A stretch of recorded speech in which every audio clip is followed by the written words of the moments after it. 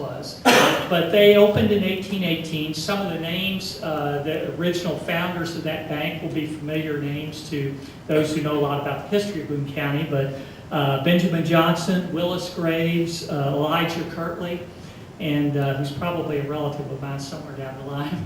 And so those were some of the founders of that first bank. It appears that that bank closed sometime prior to the Civil War. So from 1818 up probably until the 1850s or early 1860s, that was the bank in Burlington. And then for a period of almost 25 years or longer, there was no bank in Burlington. And it seems that most people kept their money at, there was a general store located in what I call, growing up in Burlington, where the hardware store was, but that building later became Central House Diner. At one time that was a general store, and they had a safe there, and people would bring their money to go in that safe and be protected because there was no bank in town. And then in 1885, the Boone County Deposit Bank was formed, and that became the only bank in Burlington. They actually rented a room in that hardware building for their first office. And over time, beginning around the turn of the century, the county sold them the lot and what is, we now know is the county clerk's building, which is where your museum is located. And that became their first office. But that building sat where now what is the Commonwealth Attorney's office, so that this will get a little confusing as we'll talk about the buildings. But the county clerk's office sat there on the corner of Washington and Jefferson, and the Boone County Deposit Bank bought that lot and building from the county.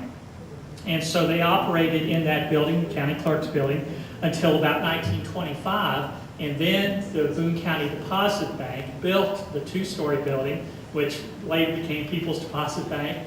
And I'll explain that a little bit, but it's now the Commonwealth Attorney's Office. So they built that in 1925. Now, here's where it gets a little interesting.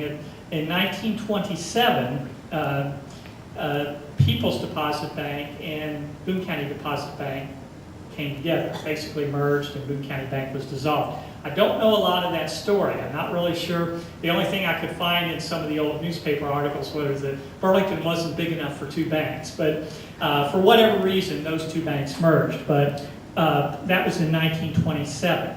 But prior to that, People's Deposit Bank was chartered and opened business in 1905.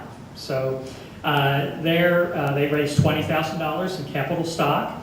And their first location was, again, describing the building, what to me was the old Farmers Mutual Insurance building. So also on Jefferson Street. And that's where they were located. So I believe the vault is still in that building.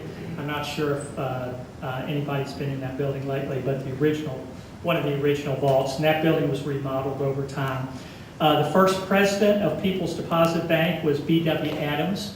There's a picture of him back there on the table. And they hired A.B. Renneker as their first cashier. And so he came on when the bank opened in 1905 at a salary of $70 a month. And he had not really had a lot of prior experience in banking. He was from Grant County, and he had actually kind of interned without pay at the Dry Ridge Deposit Bank. And so he learned a little bit about banking, and then when he was aware that this new bank was looking to hire a cashier, he applied for the job and was hired. So he came on as the first cashier of People's Deposit Bank.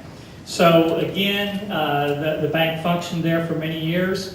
In 1927, again, they consolidated with Boone County Deposit Bank, and then they moved into that building. So the building had only been in existence 2 years, that fine two-story building built by Boone County Deposit Bank. And if you drive by there today and look across the top, you'll see Boone County Deposit Bank. But the merger took place in 1927, and it became People's Deposit Bank. Some interesting things. Early on in 1905, when People's Deposit Bank was chartered, there weren't any really strict banking regulations. There wasn't the government regulation that you see today, like the Federal Deposit Insurance Corporation and the state level. And that came on about 5 years later. So banks just they had to get a state charter, but they functioned without a lot of the overseeing and regulation that we have today. Another thing interesting about the People's Deposit Bank, at that time, by law, stockholders were liable for a double assessment of their stock ownership if the bank failed. So probably be hard to find bank directors today if that was the case, but that was kind of interesting. Their hours also, they opened at 7:30 in the morning. They took an hour break at noon, closed the doors, and then they stayed open until people quit coming into the bank. So typically, they never closed before 5 o'clock, but it's interesting the hours that they had at that time. And of course, that changed quite a bit over the years to a little bit shorter hours when I first started working in the bank. And then today, it's like banks are open all day. So some other interesting facts about the People's Deposit Bank. They survived the Depression very strongly. Most of the banks back then, again, were very sound. And so you didn't have a lot of issues where banks might fail. And even during the Depression years, People's didn't have to borrow money to stay open. They never set any restrictions on their customers being allowed to withdraw money from the bank, which you saw a lot of during the Depression. So they were recognized as one of the strongest country banks in Kentucky at that time.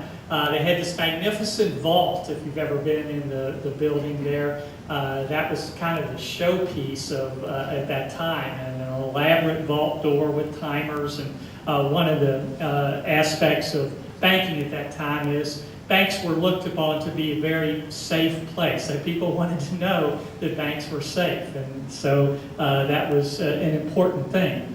If I'm correct on this, I believe, but during all the years the People's Deposit Bank was in existence, they only had one robbery, 1935, and 3 armed gunmen came into the bank and robbed the bank. But of course, that has changed too. I now work at Heritage Bank, and we did have 10 Boone County, 10 offices in Northern Kentucky, and since we opened in 1990, we've had 10 robberies. So robbery is something that takes place a little bit more frequently these days. But there's a lot of interesting history. If you're wondering a little bit more about my connection, my grandfather was Judge Carroll Cropper here in Boone County, and he served for about 20 years, beginning in 1942 as county judge executive. And he also was involved in the bank. He began his banking career at the Boone County Deposit Bank in 1925 when he came on as assistant cashier. Then when the bank merged with People's Deposit Bank, he remained with the bank and moved up to cashier, eventually to bank president, and then finally chairman of the board. So that's kind of my connection. And then I began work at the bank in 1974 at People's Deposit Bank. Now, the rest of the history goes pretty quickly. Like Steve and Dennis have shared, the banking industry changed very dramatically beginning in the 1980s. And like the rest of the banks, People's Deposit Bank also got bought out. So we were at the main office there in Burlington, and then in 1978 we built a new office, which is out by Boone Woods. It's now the Huntington Bank there by Boone Woods, by the YMCA. And so those were our 2 primary offices. We kept both open at that time. And then in the mid-80s, we were bought out by Huntington Bank, and the rest is kind of history after that. And I left the bank in 1990 and went to a new startup bank, very similar to Bank of Kentucky. Our charter came in about 2 weeks after Bank of Kentucky's did, and I began work at Heritage Bank and have been there since 1990. So I hope that gives you a little bit of the history of People's Deposit Bank, but also the banks in Burlington. And it was an interesting time. As I said, banks were a very important part of the community. They were looked upon to be the safe place to keep your money. And there is also the customer service aspect, to where you really did know people, everybody that walked in the door. And unfortunately, that's become harder and harder to do as banking has changed, but it's still there. And I think you look hard enough, you'll find a bank that can still meet your needs, just like the banks did back in those early days. So, thank you.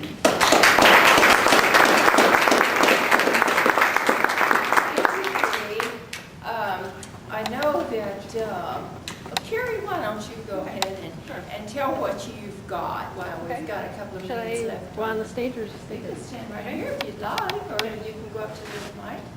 This is fine. Okay. Good evening, everybody. I'm Carrie Reisner. I don't live in Boone County, and I've never lived in Boone County. But I married into Boone County. My husband is Scott Reisner, and his dad is J.D. Reisner, and J.D.'s sister is Lucy Maddox, married to Dr. Maddox, the dentist of Walton. So I have connections to Verona and Walton of Boone County. A couple weeks ago, I was going through my departed mother-in-law's recipe box, and I came across a very nice little recipe, and I flipped it over, and I saw it was a blank check to Verona Bank. And I said, oh, I know where that came from. My father-in-law owned the bank building. He bought it in 1966, and he owned it to the end of the 80s. So when I saw the blank check, I figured it was left over in the bank when he bought it. So I mentioned that to my husband, and he said, oh, I've got a check from the Verona Bank much older than that. I think these checks are interesting to look at. There's no check numbers on these, and you just sign your name, and this check is before computerization. It looks like the system was computerized, but there's no check number, and all you did is sign your name, and then the bank processed it. So my husband comes down a day or two later, and he comes up with this nice little gem. See how pretty it is? And so same thing. So can you imagine carrying around checks like that? And then he also had an old check, a blank check from the Dixie State Bank. So I was looking into the history of the Verona Bank building. I was asking my husband about it, and he didn't know a lot of history about it. But he said that he remembered his dad turned the building into a dental lab, and then they rented out the front as a barber shop. So, you know, Verona is kind of like a cross-corner little village, and the bank was one of the few collection of buildings there. And my husband remembers playing in the back, and he said at the time, even in the 80s, it had an outhouse. So I got on the internet, and I got a picture of the bank. I thought this was kind of interesting. Doesn't look like a very secure building, but it probably doesn't need to be. And regarding the date of it, it does have some sort of heating and air conditioning apparatus in the corner, so I would imagine this is at least the 50s maybe. And what's really interesting is through this window you can see the plumbing that goes down to the radiator that's right by the window. So it's kind of creative plumbing there. But I also found another, what I thought was adorable little article. It says that the Verona Bank was started in 1903, and in 1904, this article was published in the Hartford Herald in Hartford, Kentucky, in July of 1904, and it's titled, Hid His Wealth in Fruit Jars.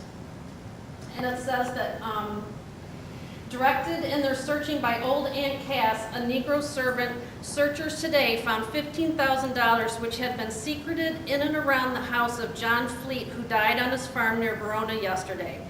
Fleet had the reputation in life of being a miser, and just before he died, he confided to a man named Griffin of his place and to Aunt Cass, who kept house for the Fleets, that he had hidden 9 full quart jars containing silver at various places around his house. When the news of the old man's death reached town today, Griffin and some friends went over to the Fleet homestead, and after searching for several hours, they managed to recover only 7 of the jars. These contained $13,000 in gold and $2,000 in silver and paper currency. Most of the latter was in greenbacks of the first issue, and a great deal of the silver commands a premium. The searchers of the hidden treasure found a deposit book from the Farmers and Traders Bank of Kentucky, showing that the late Richard Fleet had a credit deposit of $5,000. So that's a lot of money in 1904. By a will that was also found on the premises, as Aunt Cass is made a beneficiary of John Fleet in the amount of $3,000. The old woman, although she is 96 years of age, has a wonderfully clear mind and